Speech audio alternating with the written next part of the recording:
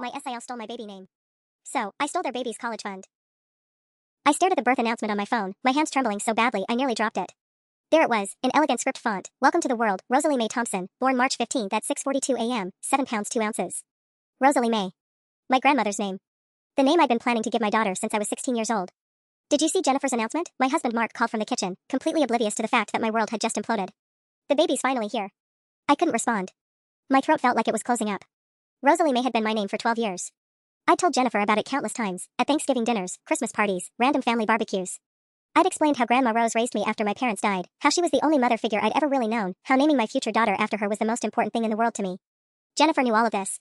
She'd nod and smile and say things like "That's so sweet and Rose would have loved that." She'd even helped me look through old photo albums, pointing out how Grandma Rose's middle name May was so vintage and pretty. And now she'd stolen it. My phone buzzed with a text from my mother-in-law. Isn't the name just perfect? Jennifer said she'd been planning it for years. Years. As if 3 months of pregnancy counted as years. As if she hadn't sat in my living room last Christmas, listening to me explain for the 100th time why this name meant everything to me. I screenshot the announcement and scrolled back through my messages with Jennifer. There it was, from just 2 months ago. We can't decide on names. It's so hard. She'd sent me a list of possibilities: Charlotte, Emma, Sophia, Isabella. Not a single Rose or Rosalie in sight. Mark appeared in the doorway, still smiling. Honey? Did you see? She stole it, I whispered. Stole what? The name. Rosalie Mae. That was going to be our daughter's name. His face fell. Mark knew how important this was to me. He'd been there when I'd cried over Grandma Rose's hospital bed, promising her that her name would live on. He'd held me at her funeral when I whispered that same promise to her casket. Maybe it's just a coincidence, he offered weakly. I showed him the screenshots, the timeline, the evidence of her deception. His jaw tightened as he read through our conversations. Wow. That's really messed up. The worst part? We'd been trying for 8 months. 8 months of negative pregnancy tests, of hoping this would be the month I could finally honor Grandma Rose's memory. Jennifer hadn't even been trying, she'd called it their happy little surprise on social media. I walked to our bedroom and pulled out the filing cabinet, my hands moving with sudden purpose. Buried in the back was a manila folder labeled Rose Morrison Trust Fund. Grandma Rose had set it up years ago for her future great-grandchildren, naming me as the primary trustee and backup decision-maker since I was her closest relative. The fund was worth $47,000 now. I'd been planning to split it equally between all the future babies in our family. But that was before Jennifer decided that honoring my dead grandmother was less important than having a pretty, unique name for her daughter. I opened my laptop and logged into the trust account. Time for some creative financial planning. The trust account dashboard loaded, showing the current balance, $47,186.32. I'd been monitoring it quarterly since Grandma Rose passed, watching it grow through careful investments just like she would have wanted. She'd been so proud when she set it up, calling it her legacy fund for the little ones. Each great-grandbaby gets an equal share, she'd told me, squeezing my hand with her papery fingers. But you're in charge, sweetheart. You make sure it goes to the right places, for the right reasons. You understand what family means. I understood, all right. Family meant not stabbing each other in the back over sacred promises. My phone rang, Jennifer's contact photo filling the screen with that fake smile I was starting to see right through. I let it go to voicemail, then another call, then 3 text messages in rapid succession. OMG, I've been trying to call you. Did you see our announcement? Isn't she perfect? I cannot wait for you to meet little Rosalie Mae. She looks just like the old photos of Grandma Rose. The audacity was breathtaking. She was actually going to pretend this was some beautiful coincidence, that she'd somehow forgotten our hundreds of conversations about this exact name combination. Mark peered over my shoulder at the laptop screen. What are you thinking? I'm thinking about what Grandma Rose actually wanted. She wanted her legacy to go to family members who honored her memory, who respected what she stood for. I navigated to the beneficiary management section. The trust was set up beautifully. I had full discretionary power over distributions as long as they went to Rose Morrison's descendants or their children.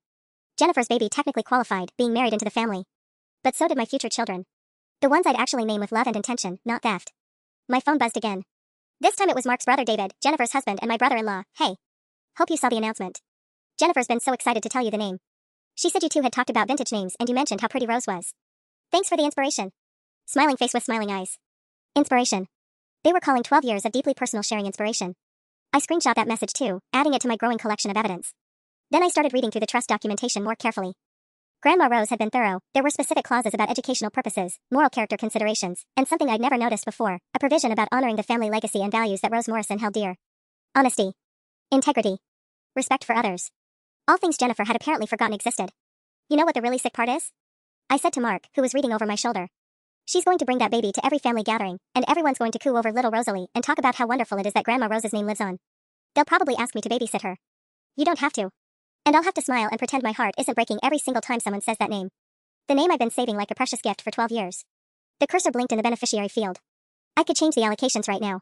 Shift Jennifer's portion to a new account designated for my future children. It would be completely legal, I had full discretionary authority. But was it right? My phone lit up with a FaceTime call from Jennifer. Through the preview, I could see her in a hospital bed, holding a tiny pink bundle. Ready to show off her beautiful baby Rosalie Mae. I declined the call and turned back to the laptop screen. Some decisions couldn't be undone. Jennifer had made hers. Now it was time for me to make mine. I was 3 clicks away from redistributing the fund when my phone started buzzing nonstop. The family group chat was exploding with congratulations and heart emojis. Everyone was losing their minds over the name choice. Mark's mom, Rosalie May, is absolutely perfect. So meaningful. My cousin Sarah, what a beautiful way to honor Grandma Rose. Jennifer, you're so thoughtful. Uncle Jim, Rose would be crying happy tears right now. What a tribute. Each message felt like a knife twist. They all knew this was supposed to be my thing. They'd heard me talk about it for over a decade. But now they were praising Jennifer like she'd come up with some brilliant, original way to honor our grandmother. Then I saw the message that made my blood run cold. Jennifer in the group chat, thank you all so much. I've actually been planning this name since I was a teenager. Grandma Rose was like a second mother to me too, and I always dreamed of passing on her legacy. Some dreams are just meant to be. 2 hearts. Since she was a teenager. She was straight up lying to the entire family, rewriting history in real time. I screenshotted immediately. Mark read it over my shoulder and swore under his breath. That's just evil. My hands were shaking again, but this time with rage instead of grief. I pulled up Jennifer's Instagram and scrolled back through years of posts. If she'd been planning this since she was a teenager, surely there'd be some evidence, right? Nothing. Not a single post about Grandma Rose until she died 2 years ago, and even then, Jennifer's tribute was generic, so sad to lose a family matriarch. She will be missed.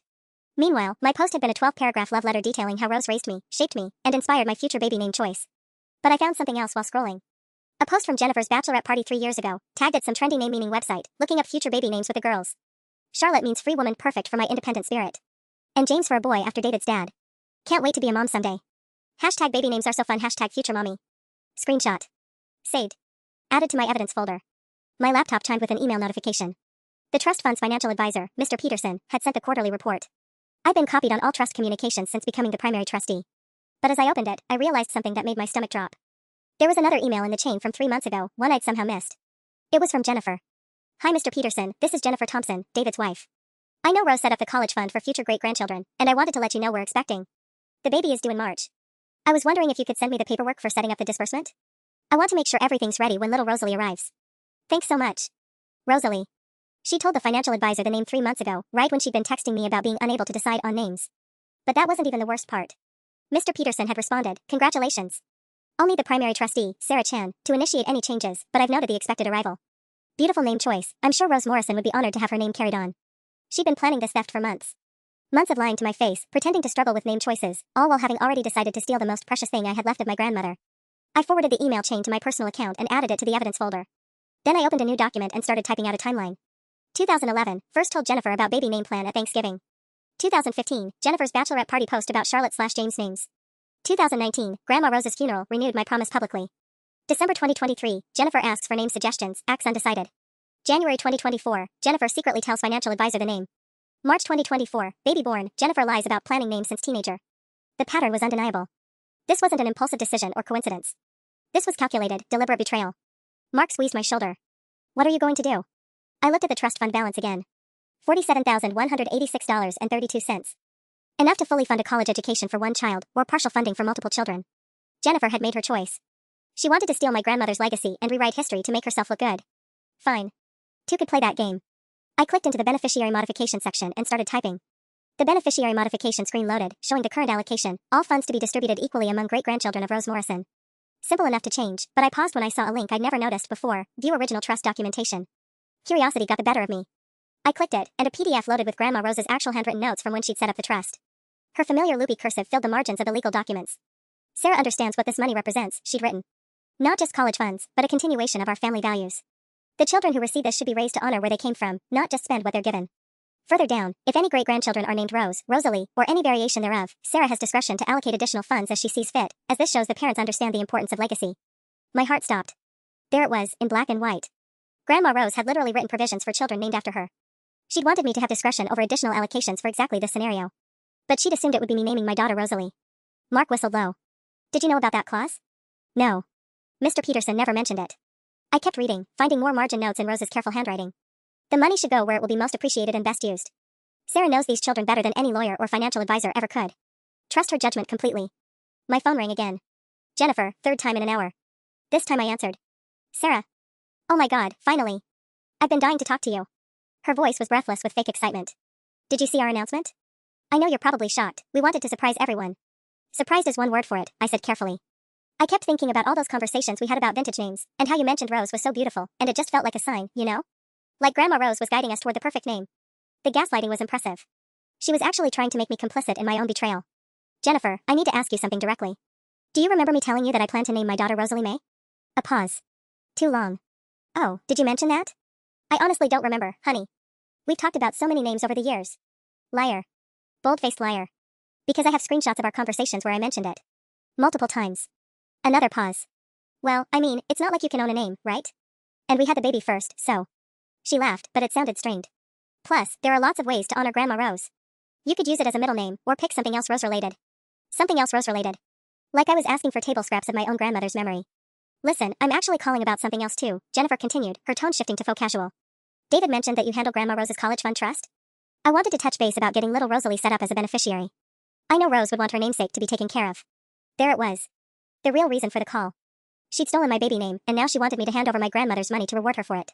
That's actually interesting that you bring that up, I said, clicking back to the trust documentation. I was just reviewing the paperwork. Oh good. So you can get that started? I know it's probably just paperwork, but I want to make sure everything's in place for her future. I stared at the screen, at the balance that represented my grandmother's careful savings and investment over decades. At the handwritten notes about legacy and values and trust. Jennifer, can I ask when you decided on the name Rosalie? Like I said, it just came to us recently. Why? Because I have an email here from you to the financial advisor from 3 months ago, mentioning the name Rosalie specifically. Silence. Sarah, 3 months ago, when you were texting me about being unable to decide on names. More silence. I think we need to have an honest conversation. Sarah, look, maybe I wasn't completely upfront about the timeline. Jennifer's voice had lost all its fake sweetness. But honestly, does it really matter? The baby is here now, and the name is perfect for her.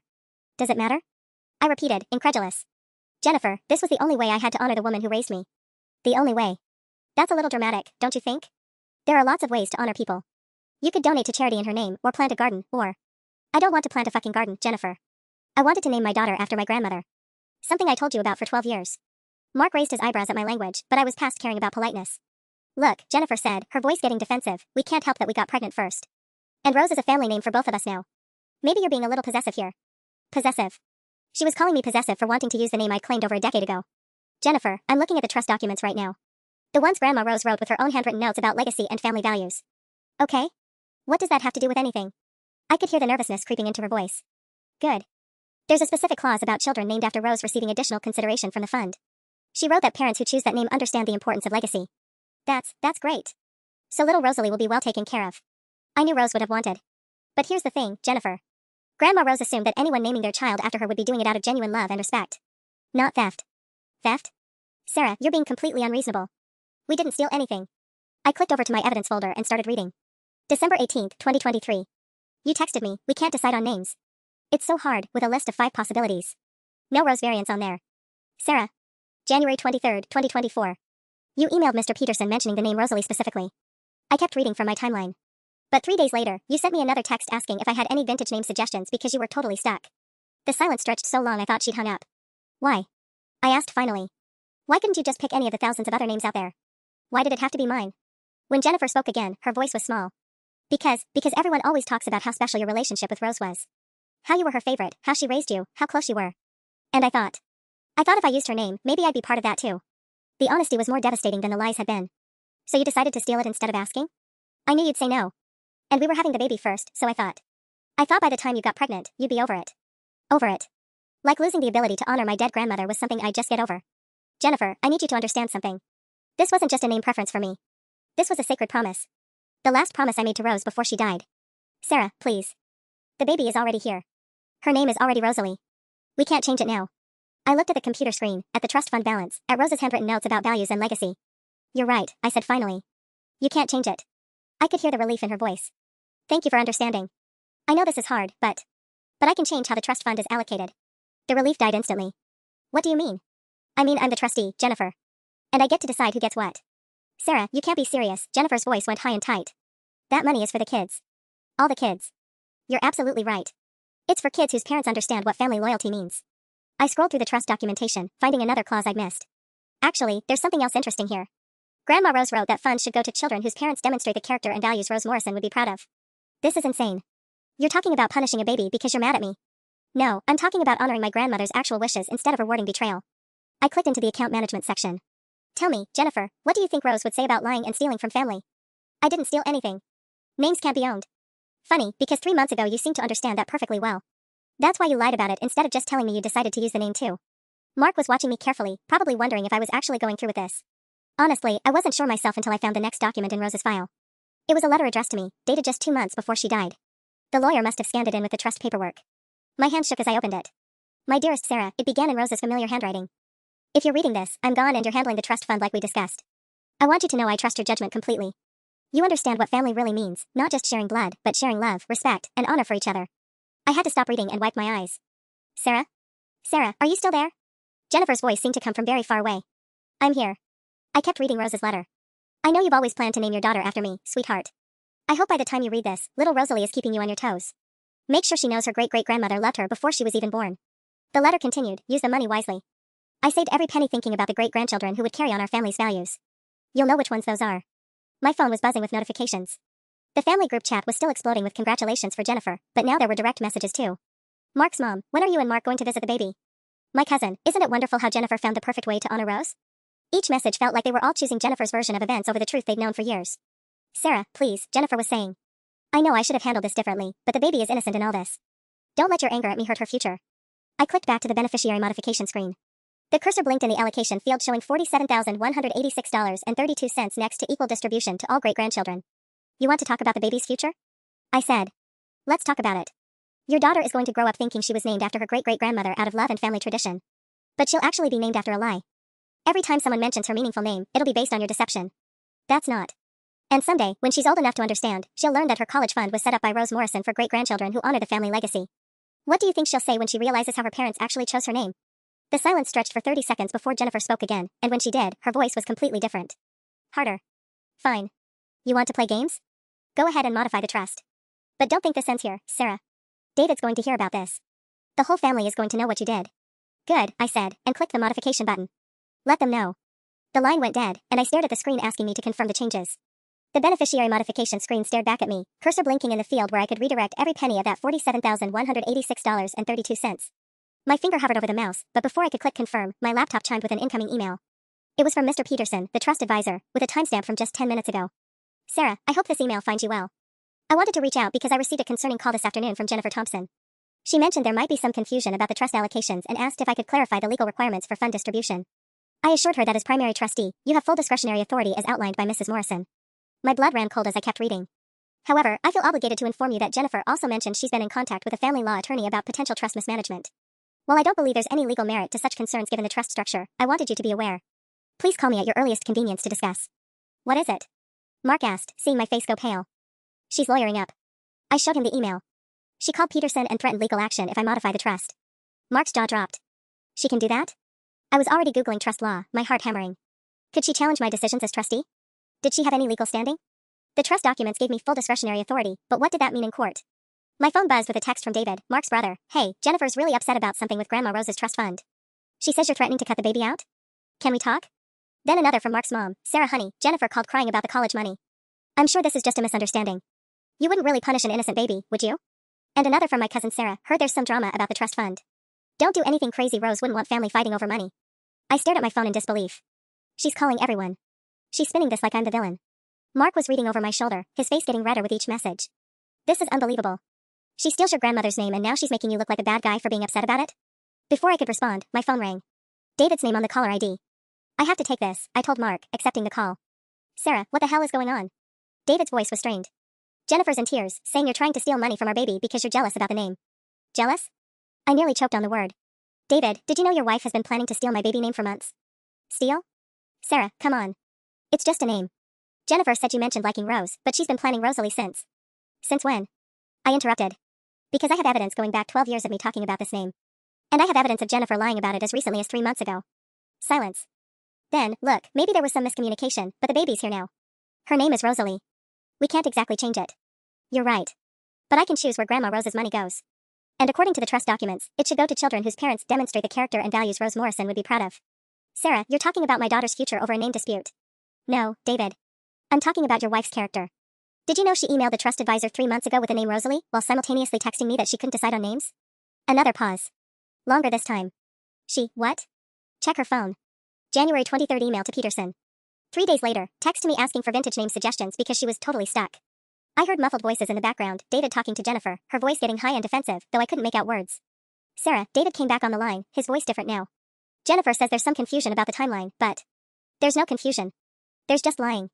I pulled up my evidence folder. David, I have screenshots, emails, social media posts. Your wife planned this theft for months. The muffled arguing in the background got louder. I caught fragments, told you she'd react like this. Should have just picked something else. Now she's going nuclear. Then David's voice, sharp, Jennifer, did you know Sarah was planning to use that name? The arguing stopped abruptly. David? I said into the sudden silence. When he came back on the line, his voice was quiet. Sarah, I need to call you back. The line went dead, leaving me staring at the trust modification screen that was still waiting for my decision. 20 minutes later, my phone exploded with a call from David. I could hear Jennifer sobbing in the background before he even spoke. Sarah, we need to talk. All of us. Tonight. I'm not sure what there is to discuss, I said, though my hands were trembling as I held the phone. Unless Jennifer's ready to admit what she did. She told me everything. His voice was flat, exhausted. The timeline, the emails to Peterson, all of it. I had no idea she'd been planning this behind your back. Jennifer's voice cracked through the background. It wasn't supposed to happen like this. Put me on speaker, I said. A moment later, David's voice came through tinny and distant. Okay, you're on. Jennifer, I said carefully, I need you to tell me exactly when you decided to use the name Rosalie. Silence except for her sniffling. Jennifer. David's voice was stern. Answer her. Right after Christmas, she whispered. When you were talking about it at your mom's house, and everyone was saying how beautiful the name was, and how meaningful it would be. And I wanted that. I wanted people to look at me the way they look at you when you talk about Rose. The honesty hit me like a physical blow. This wasn't about loving my grandmother or honoring her memory. This was about Jennifer wanting the attention and praise that came with making meaningful choices. So you decided to take it, I said. I thought by the time you got pregnant, it would just be normal. Like we'd both honored her in our own ways. Mark was shaking his head beside me, incredulous. Jennifer, do you understand what you took from me? My voice cracked despite my efforts to stay calm. This wasn't just a name I liked. This was my last promise to Rose. The only way I could carry her memory forward. But you can still. No. I can't. There's only one first great-granddaughter, and you made sure it wasn't mine. David cleared his throat. Sarah, what Jennifer did was wrong. Completely wrong. But what's done is done. What do we do now? I looked at the computer screen, still showing the trust modification page. What you do now is live with your choices. What I do now is honor my grandmother's actual wishes. Meaning? Meaning I'm transferring the entire college fund to an account designated for my future children. Jennifer's sob echoed through the phone. Sarah, please. She's just a baby. She didn't do anything wrong. You're right. She didn't. But her parents did. I moved the cursor to the allocation field. And my grandmother wrote specifically that this money should go to children whose parents demonstrate character she'd be proud of. You can't punish a child for. I'm not punishing anyone, Jennifer. I'm following the trust guidelines. Rose wrote that I should use my discretion based on family values. Well, lying and stealing aren't family values I want to reward. David's voice was strained. Sarah, be reasonable. We're talking about $47,000. No, we're talking about integrity. Something your wife doesn't understand. That's enough, David snapped. Jennifer made a mistake, but you're talking about destroying my daughter's future over a name. Your daughter will be fine without my grandmother's money. Especially since she's apparently not actually named after my grandmother anyway, she's named after Jennifer's desire for attention. The silence stretched until Jennifer spoke again, her voice barely audible. What if we changed it? Changed what? Her name. We could legally change it. Pick something else. I felt Mark's sharp intake of breath beside me. Even I hadn't expected that offer. Jennifer, David said, sounding shocked. You can't be serious. We could call her by her middle name, May. Or pick something completely different. If I give back the name, would you give back the trust fund? I stared at the modification screen, my finger poised over the mouse. A legal name change would fix the surface problem, but it wouldn't erase what Jennifer had done. The betrayal would still exist, the lies would still have happened. And deep down, I wasn't sure I trusted her to actually follow through. I need to think about this, I said finally. Sarah, please. I said I need to think. I hung up and sat in the silence of our living room, staring at the trust modification screen. Mark was watching me carefully, probably trying to gauge how serious I was about Jennifer's offer. What are you thinking? He asked softly. I'm thinking it's convenient how she's willing to change the name now that money's involved. I scrolled through my evidence folder again. 3 hours ago, she was telling me the baby's name was already decided and couldn't be changed. Now suddenly it can be? My phone buzzed with a text from an unknown number. This is Jennifer's sister Ashley. I heard what's happening and I think you should know Jennifer called me 6 months ago asking what I thought of the name Rosalie. She said she'd always loved it but wanted to make sure it wasn't too old-fashioned. She never mentioned you planning to use it. 6 months. The timeline kept getting worse. Mark read the text over my shoulder. Jesus. How long has she been planning this? Before I could respond, another text came in from Ashley. I have the voicemail saved if you want to hear it. She sounded pretty set on the name back then. I stared at my phone, feeling sick. Jennifer hadn't just stolen my name on impulse or even recently planned it. She'd been orchestrating this betrayal for half her pregnancy while looking me in the eye and lying about being undecided. The house phone rang, an unusual occurrence that made both Mark and me freeze. Nobody called the landline except telemarketers and elderly relatives. Hello? I answered cautiously. Sarah, dear, it's Eleanor. Mark's grandmother, Rose's contemporary and bridge partner for 30 years. I heard there's some upset about little Jennifer's baby name choice. Of course. The Family Gossip Network was faster than CNN. Hi, Mrs. Patterson. Yes, there's been some confusion. Confusion, my foot. That girl knew exactly what she was doing. Eleanor's voice was sharp with indignation. Rose talked about your name plans every Tuesday at Bridge Club. My Sarah's going to name her little girl after me, she'd say. Rosalie May, just like me. Made her so happy to think about it. My throat tightened. She talked about it at Bridge Club? Every week for years, dear. Rose was so proud that you wanted to carry on her name. She even mentioned it to Jennifer directly once, when Jennifer came to pick up David from one of our holiday parties. Rose grabbed that girl's arm and said, "Isn't it wonderful? Sarah's going to name her daughter after me someday. I'll have a little Rosalie to spoil." The room started spinning. Jennifer was there when Rose said that? Clear as day. Jennifer smiled and nodded and said something like, "That's so sweet, Grandma Rose. But now I'm hearing she's claiming she never knew about your plans?" Hugwash. I sank into the couch, the weight of Jennifer's deception becoming heavier with each revelation. This wasn't just lying to me, she'd smiled and nodded while my grandmother talked about my future daughter, then systematically planned to steal that joy. "Mrs. Patterson, would you be willing to write down what you remember? About Rose talking about the name plans?" "Already did, dear." Soon as I heard what was happening, I wrote it all down. Dates, conversations, everything. That money Rose left was supposed to go to babies raised by people with integrity. Not thieves. After I hung up, I opened a new email and forwarded Eleanor's contact information to Mr. Peterson with a note, additional witness to Rose Morrison's knowledge of my naming plans and Jennifer's awareness of them. Please document for trust records. Then I looked back at the modification screen and made my decision. I clicked Modify Allocations and typed, "Transfer of full trust amount, $47,186.32, to new beneficiary account, future children of Sarah Chin Williams." Reason, adherence to Rose Morrison's written guidelines regarding family values and trustee discretion. My finger hovered over Submit Changes. One click, and there would be no going back. I was about to click Submit Changes when my phone rang again. This time it was my mother-in-law, Patricia. "Sarah, honey, I just got off the phone with Eleanor Patterson." Patricia's voice was gentle but firm. She told me what really happened with the name situation. I put the phone on speaker so Mark could hear. "What did she tell you?" "Everything. About Rose talking at Bridge Club, about Jennifer being there when Rose mentioned your plans directly." "Sarah, I had no idea Jennifer knew about this when she chose the name." My cursor still hovered over the submit button. "So you believe me now?" "I always believed you, sweetheart. I just thought maybe it was an honest mistake or miscommunication. But this changes everything." Patricia paused, and I heard her take a shaky breath. "I'm ashamed that I encouraged you to be understanding earlier without knowing the full story." Before I could respond, another call was coming through. "David again." "I need to take this," I told Patricia. "David's calling back." I switched over to find David's voice tight with barely controlled anger. "Sarah, Jennifer's sister just called me. Apparently she has a voicemail from 6 months ago where Jennifer talks about the name Rosalie like it was already decided." He paused, and I heard Jennifer crying harder in the background. 6 months, Sarah. She's been planning this for 6 fucking months. "I know. Ashley texted me. I confronted Jennifer about it, and she finally admitted she's known about your plans since before we even started trying to get pregnant. She said she thought if she used the name first, you'd get over it and choose something else." The casual cruelty of that phrase, that I'd just get over losing my last connection to my grandmother, made my stomach turn. "David, I'm sorry you're finding out this way, but..." "No, Sarah. I'm the one who's sorry. I married someone who could look you in the eye for months while planning to steal something that precious from you. And then she had the balls to call our family members and paint you as the villain when you got upset about it." Jennifer's voice came through the background, muffled but frantic. "David, please, you don't understand." "I understand perfectly." David's voice cracked with emotion. "My wife is a liar and a manipulator, and now my daughter's going to grow up with a name that represents theft instead of love." The line went quiet except for Jennifer's sobs. When David spoke again, his voice was hollow. "Sarah, keep the money. All of it. Jennifer doesn't deserve a single penny of Rose's legacy, and honestly, neither do I for enabling this by not asking the right questions sooner." "David, you didn't know." "I should have known.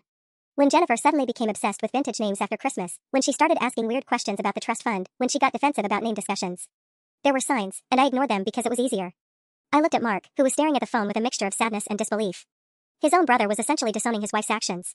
"What happens now?" I asked softly. "Now I figure out if I can stay married to someone who could do this to family. And you do whatever you think Rose would want you to do with that money." The call ended, leaving me staring at the computer screen. The submit button seemed to glow on the page, waiting for my final decision. Mark squeezed my hand. "Whatever you choose, I support you." I thought about Rose's handwritten notes about family values. About Jennifer's calculated deception. About the baby who would grow up carrying a stolen name. And I clicked Submit. The confirmation screen loaded with a simple message: "Trust allocation successfully modified. Changes effective immediately." Confirmation email sent to all parties. It was done. $47,186.32 redirected from Jennifer's baby to my future children. I should have felt satisfied, vindicated, something. Instead, I just felt empty. My phone started buzzing immediately. Text after text flooding in. "Mr. Peterson, modification processed. Will send updated documentation within 24 hours. David, I saw the email notification. Thank you for following through." Then one that made my stomach drop. "This is Ashley again. Jennifer just called me screaming about the money. She's saying she's going to contest the trust modification and sue you for emotional distress. She also said something about making sure the whole family knows what kind of person you really are." Mark read over my shoulder and swore. "She's really going to try to destroy you over this?" Before I could answer, my phone rang. Unknown number. "Sarah Chin Williams? This is Rebecca Martinez from Martinez and Associates Family Law." I'm calling on behalf of my client, Jennifer Thompson, regarding the Rose Morrison Trust Fund. My hands went cold. She'd actually done it. Actually called a lawyer. I'm not discussing this without my own attorney present, I managed. Of course. I'm simply calling to inform you that we'll be filing a motion to contest the trust modification on grounds of trustee misconduct and breach of fiduciary duty. We believe the modification was made in bad faith as retaliation for a personal dispute. The modification was made according to the trust guidelines. Mrs. Chin Williams, I'd strongly advise you to retain counsel. This call is being recorded for legal purposes. Have a good day. The line went dead. I stared at my phone, hands shaking. What just happened? Mark asked. She's suing me.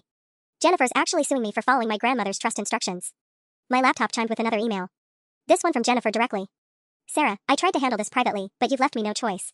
That money was meant for all the great-grandchildren, and you know it. You're stealing from my daughter because you're jealous and bitter. My lawyer says we have a strong case for trust mismanagement.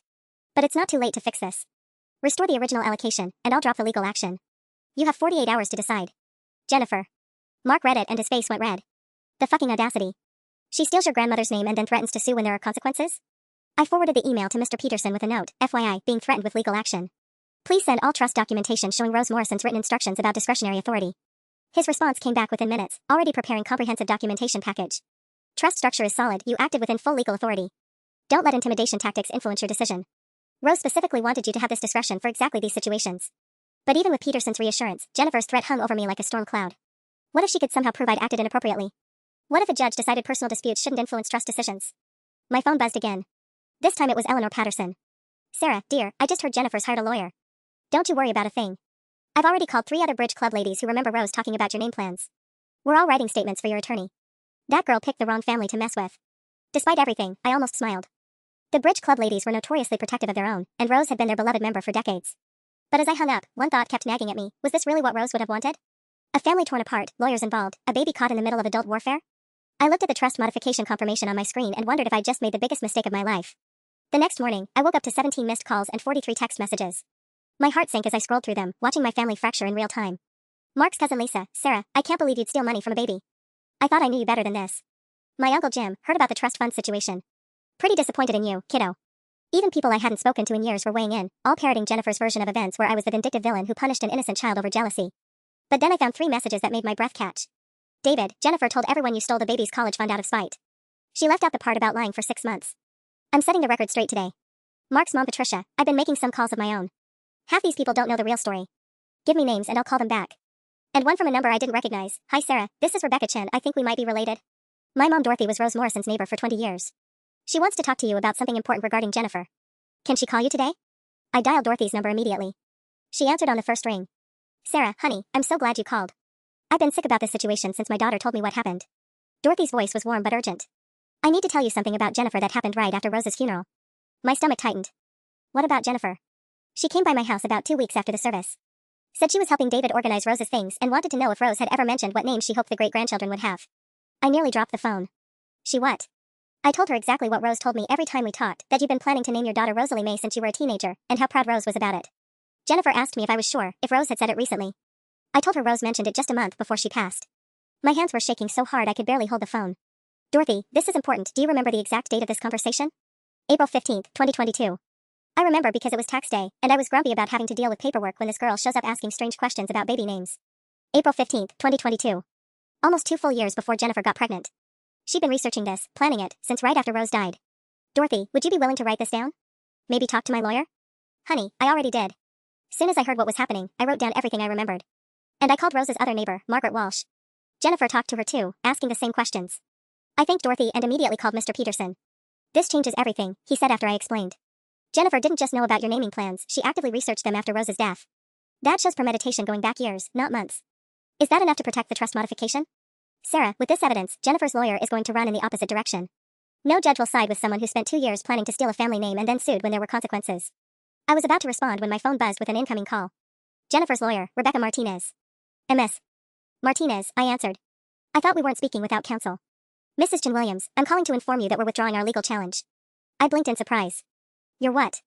My client failed to disclose several key facts about the timeline of her naming decision. After reviewing additional evidence that's come to light, we no longer believe we have grounds for the challenge. Additional evidence. Dorothy must have already called them. I see, I managed. However, my client wanted me to convey that she's willing to discuss a settlement.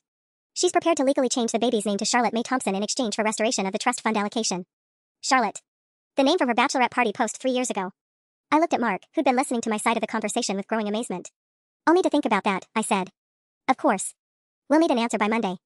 After she hung up, I sat in stunned silence. Jennifer was actually willing to change her daughter's name to get the money back. What are you thinking? Mark asked. I stared at the trust account balance on my laptop screen. $47,186.32. Enough to change Jennifer's mind about something she claimed was unchangeable just yesterday. I'm thinking, I said slowly, that Jennifer just proved this was never about honoring Rose at all. I spent the weekend in a fog, barely able to process what Jennifer's lawyer had offered. A name change for money. Like her daughter's identity was a business transaction. Mark found me Sunday morning sitting at the kitchen table, staring at my laptop screen showing the trust account. You've been looking at that same page for an hour, he said gently. I keep thinking about what Rose would say if she knew her great-great-granddaughter's name was being negotiated like a stock trade. I rubbed my temples where a headache had been building. Jennifer's willing to change it now because there's money involved. What does that say about why she chose it in the first place? My phone buzzed with a text from David. Just wanted you to know Jennifer's been calling it Charlotte all weekend when she talks to the baby. Like she's practicing. It's honestly disturbing how easily she's switching between names. I screenshot the message and added it to my evidence folder, which had grown to over 40 screenshots and documents. Each piece of evidence painted the same picture. Jennifer's relationship with this name had nothing to do with love or honor and everything to do with taking something that wasn't hers. Mark sat down across from me. What's your gut telling you? That this isn't over even if she changes the name. I scrolled through the family group chat, which had been eerily quiet since David started setting the record straight about Jennifer's deception. She's already proven she'll lie for years to get what she wants. What happens when the next thing she wants belongs to someone else in the family? Before Mark could respond, my phone rang. Eleanor Patterson again. Sarah, dear, I hope you don't mind me calling on Sunday, but something's been bothering me all weekend. What's wrong, Mrs. Patterson? It's about that money Jennifer's so eager to get back. See, I was with Rose when she made some changes to that trust about 6 months before she passed. She was very specific about wanting the funds to go to children who would be raised with integrity by parents who understand what family loyalty means. My heart started racing. She made changes 6 months before she died? Oh yes. She was quite upset about something at the time, some falling out David had with his previous girlfriend, where the girl had been spreading family business around town. Rose was worried about who David might end up marrying and what kind of values they'd have. I grabbed a pen and started writing frantically. Mrs. Patterson, do you remember anything specific about what Rose said? She said, and I quote, I want to make sure Sarah has the power to redirect this money if anyone tries to take advantage of our family's generosity. She was very concerned about protecting the fund from what she called opportunistic behavior. Opportunistic behavior. Rose had literally written protections into the trust for exactly what Jennifer had done. Mrs. Patterson, would you be willing to speak to Mr. Peterson about this? The trust advisor? Already planning to, dear. I have Rose's old calendar where she wrote down the appointment date when she made those changes. September 15th, 2021. She wrote trust modifications, protect family values right there in her handwriting. After hanging up, I immediately called Mr. Peterson despite it being Sunday. Sarah, I was hoping you'd call, he answered. I've been reviewing Mrs. Morrison's file all weekend, and I found something interesting in her modification notes from September 2021. Eleanor Patterson just told me about that appointment. Then you know Rose specifically strengthened your discretionary authority 6 months before she passed. She was very concerned about preventing exactly this type of situation. I heard papers rustling. There's a handwritten note here that says, if anyone attempts to manipulate family sentiment or steal family traditions for personal gain, Sarah has full authority to redirect funds to protect family integrity. I stared at my laptop screen showing the modified trust allocation. Rose had essentially given me permission to do exactly what I'd done. Mr. Peterson, what happens if I don't accept Jennifer's settlement offer? Then the money stays exactly where you put it, and Jennifer has no legal recourse whatsoever. Rose's modifications make your authority ironclad. Monday morning arrived with a call from Jennifer's lawyer at exactly 9 a.m. Mrs. Chin Williams, do you have an answer regarding our settlement proposal? I looked at the trust account one final time, then at the photo of Rose on my desk, the one where she was holding me as a baby, both of us smiling. Yes, I do have an answer. Ms. Martinez, I said, my voice steadier than I'd expected. My answer is no. I'm not accepting the settlement. The silence stretched for several seconds before she responded. Mrs. Chin Williams, I want to make sure you understand what you're declining. My client is offering to legally change her daughter's name and restore the family harmony you claim to want. What I want, I said carefully, is for people to face the consequences of their actions. Jennifer spent 2 years planning to steal my grandmother's name. She doesn't get to undo that damage with a business transaction. I see. Well, that's certainly you're right. However, I should inform you that my client has other options for addressing this situation. My stomach clenched. What kind of options? Jennifer is prepared to share her side of the story more publicly. Social media, local community groups, your workplace. She feels she's been unfairly demonized when this whole situation stems from a simple miscommunication about names. The threat was crystal clear. If I didn't give Jennifer the money, she'd launch a public campaign to destroy my reputation. Ms. Martinez, are you seriously threatening to defame me because your client got caught lying? I'm simply informing you of my client's intentions to tell her story. What people do with that information is up to them. After she hung up, I sat staring at my phone, hands shaking with rage. Jennifer wasn't done. Even facing overwhelming evidence of her deception, she was escalating instead of backing down. Mark found me 20 minutes later, still frozen at the kitchen table. She's threatening to destroy my reputation if I don't give her the money, I told him, explaining the lawyer's thinly veiled blackmail attempt. Mark's face went dark. She can't be serious. My phone buzzed with a notification. Instagram. Jennifer had posted a new photo of the baby with a long caption. My heart sank as I read it. It's been a difficult week for our family. Without going into details, someone close to us has decided that their hurt feelings matter more than a baby's future. Baby Rosalie's college fund has been taken away because this person didn't like our name choice. I'm sharing this because I want people to understand that family isn't always what it seems. Sometimes the people who claim to love you the most are the first ones to punish you when they don't get their way. We're heartbroken but focusing on our beautiful daughter and the family members who truly support us. Hashtag family first, hashtag truth matters, hashtag baby Rosalie. The post already had dozens of comments, all expressing outrage on Jennifer's behalf. People I'd known for years, writing things like I can't believe someone would steal money from a baby and this is absolutely disgusting behavior. But then I noticed something that made my pulse spike. In the photo, Jennifer was holding the baby next to a framed birth certificate clearly showing the name Rosalie Mae Thompson in official lettering. She'd gotten it professionally framed. Despite offering to change the name just 3 days ago, she'd had the birth certificate professionally framed and displayed. I screenshot the post and immediately texted David, "Have you seen Jennifer's Instagram?" His response came back within minutes, "Jesus Christ." I told her not to post anything public. She promised me she wouldn't. Then another text, "Sarah, I'm so sorry. I'm calling her right now to take it down." But the damage was already spreading. The post had been shared 12 times in the past hour, including by Jennifer's sister Ashley and 2 of Mark's cousins who apparently believed Jennifer's version of events. My phone started ringing. My boss at the marketing firm where I'd worked for 5 years. "Sarah, I just saw something concerning on social media. Do we need to talk?" My throat went dry. "What do you mean?" "There's a post going around about you taking money from a baby's college fund.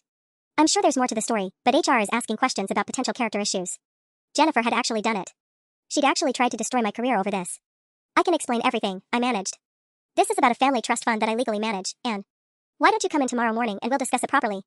Bring any documentation you have." After he hung up, I slumped against the counter, feeling like the walls were closing in.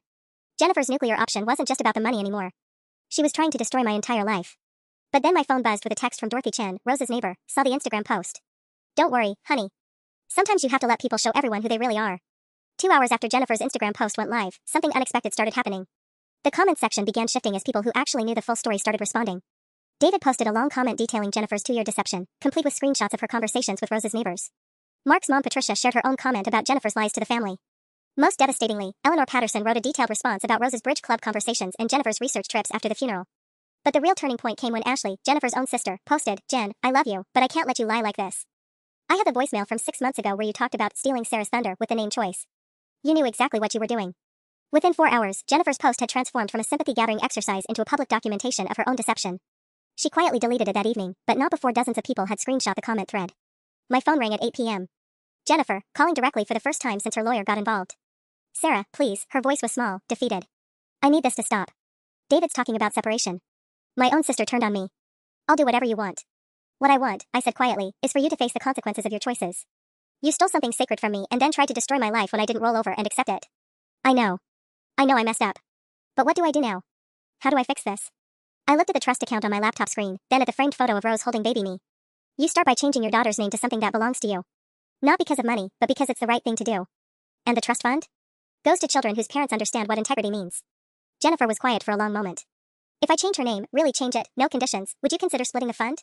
"No," I said firmly. "This isn't a negotiation anymore, Jennifer. You burned that bridge when you tried to destroy my reputation."